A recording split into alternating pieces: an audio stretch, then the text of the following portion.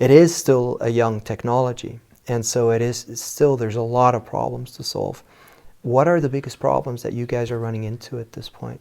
Yeah, that is a fundamental question because there is something that is holding us back, all of us. It is true. It has nothing to do with the technology, but it's with the existing governance models.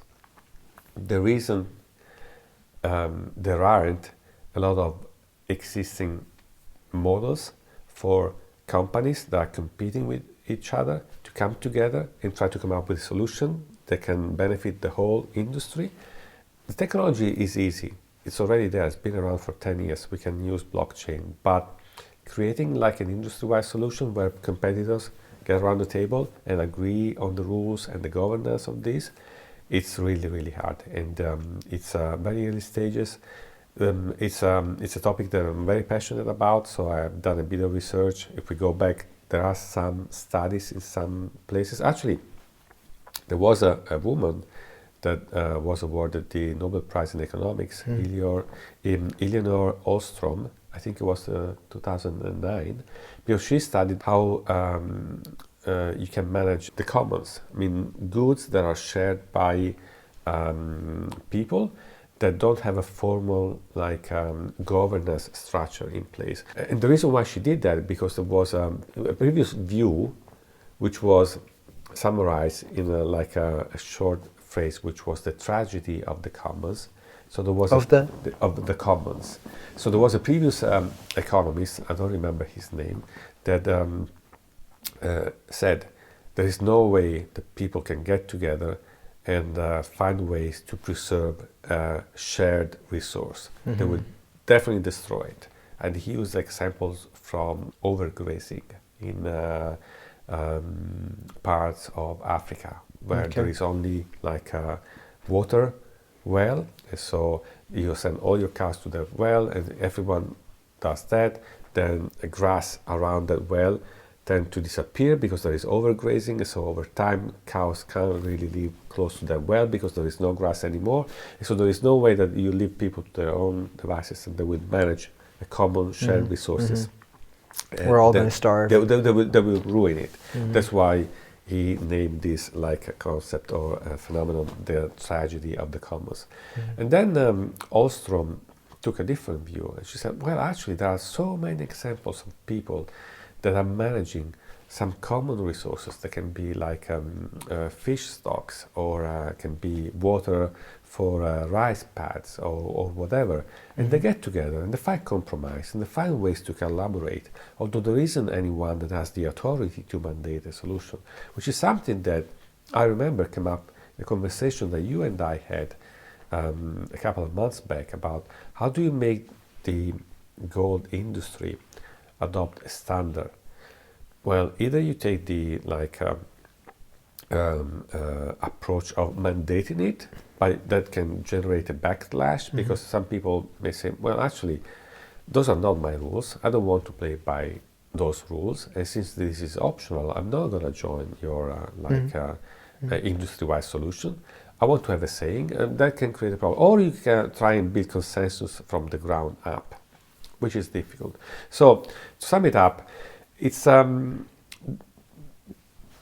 we as a society, as human beings, we still don't have a easy to replicate governance model that can bring communities together and manage a common resource like a distributed ledger. And so I think the next big step for this space would be to come up with governance models for distributed applications that can actually be easily applied and understood by industry participants. That is what is holding us back, because we can't go to a single company. Can you explain that a bit, what you mean by...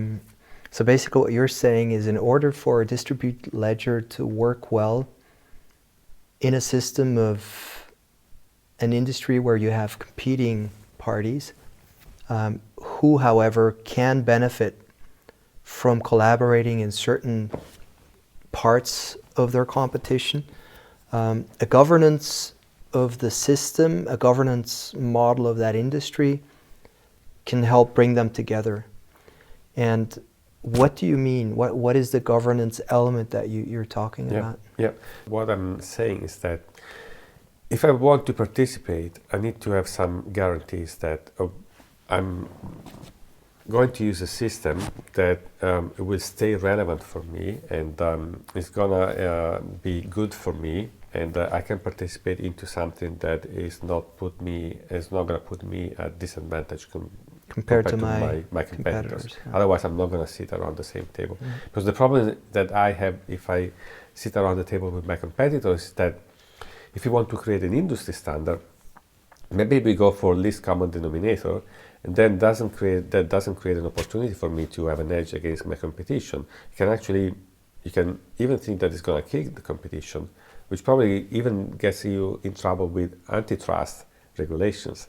So actually, this is another good point. So we don't want people to build trust because we don't want people to collude and agree on a certain way of going to market. But with blockchain and industry-wide system of record technologies, we want to do exactly that. We want competitors to agree on using a set of standards. So it's really fuzzy. I mean, it's really kind of hard for people to wrap their heads around this problem. But you guys are working on a governance model that would help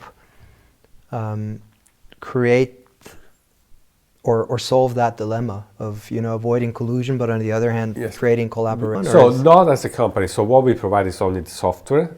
The good thing about it is that given that it's software that lends itself to be used for like permissioned blockchains, Right. well, like I said, you do KYC and it's auditable.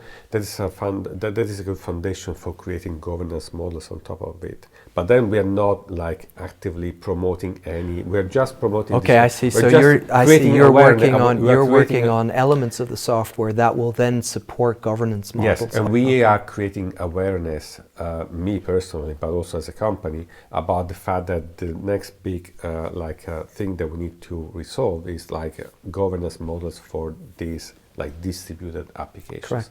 And Right. I was very pleased last night because I was thinking about today's conversation with you, and I was thinking, yes, I really need to bring this up with Frank. It is important because it's really holding us back, using your words. And then when I went to bed, the last thing I did, I checked the Financial Times, and yesterday, I think it was a representative from the World Economic Forum at Davos. Okay. Said, Which is going on right now. Exactly, Yeah. nearby. Mm-hmm. And this person said, I'm paraphrasing, but basically said, I don't know whether it was a recommendation for the European community or more in general, we really need to focus more on DAO, Distributed Autonomous Organizations. We need to create a framework for distributed autonomous organizations. And this was the original governance model for Ethereum that I explained earlier, where things went horribly wrong, and then there was this decision to change the underlying software, and people were disappointed, and there was a fork. I wonder how they react to that in Davos, because they definitely are more about centralist control to some degree, at least so far. I mean, because the idea of decentralized autonomous organizations is really one which does away to some degree with regulators, and bureaucracy, which I think everyone would be a fan of, right? We need less of that. Yeah, but we still haven't found a model that really works. So there is work being done in that space, but what I'm trying to say is that I'm pleased to know that I'm not the only person that is You're not the only one concerned thinking about this. But yesterday at Davos,